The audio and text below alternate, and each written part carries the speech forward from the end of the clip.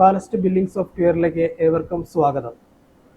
നമ്മുടെ ബില്ലിംഗ് സോഫ്റ്റ്വെയറിൽ ഒരു കസ്റ്റമർ ക്രിയേഷൻ അല്ലെങ്കിൽ ഒരു വെണ്ടർ ക്രിയേഷൻ എങ്ങനെ ചെയ്യാം എന്നുള്ളതാണ് നമ്മൾ ഈ വീഡിയോ കൊണ്ട് ഉദ്ദേശിക്കുന്നത്.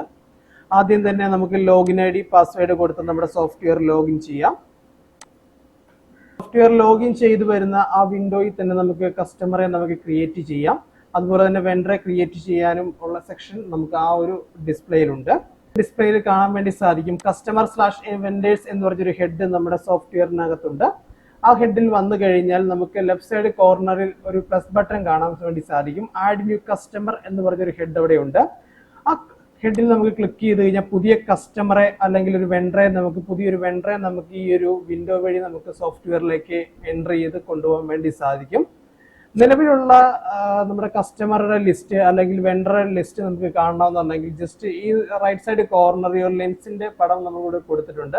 ജസ്റ്റ് അതിലൊന്ന് ക്ലിക്ക് ചെയ്ത് കഴിയുമ്പോൾ തന്നെ നമുക്ക് നമ്മുടെ ഡിസ്പ്ലേയിൽ നമ്മുടെ ഓൾറെഡി ഉള്ള വെണ്ടറുടെ ലിസ്റ്റ് നമുക്ക് ഡിസ്പ്ലേയിൽ കാണാൻ വേണ്ടി സാധിക്കും.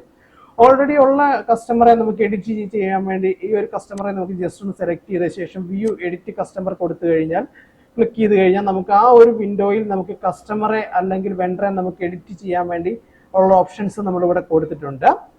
നിലവിൽ പുതിയൊരു കസ്റ്റമറെ അല്ലെങ്കിൽ വെണ്ടറെ നമുക്ക് ആഡ് ചെയ്യണമെങ്കിൽ ഈ പ്ലസ് ബട്ടൺ ക്ലിക്ക് ചെയ്ത് കഴിഞ്ഞാൽ നമുക്ക് പുതിയ കസ്റ്റമറെ അല്ലെങ്കിൽ വെണ്ടറെ നമുക്ക് ആഡ് ചെയ്യാം.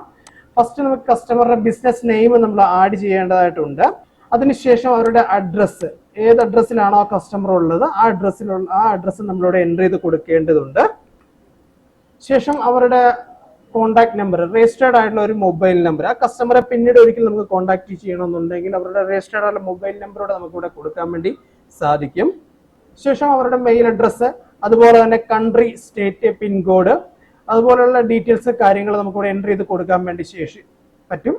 പിന്നീടുള്ള കാര്യം എന്ന് പറയുമ്പോൾ അവരുടെ GST നമ്പർ, GST ഉള്ള കസ്റ്റമർ ആണെങ്കിൽ നിർബന്ധമായിട്ട് അവരുടെ GST നമ്പർ ഇവിടെ എൻ്റർ ചെയ്തിരിക്കണം. ശേഷം ആഡ് കൊടുക്കുക.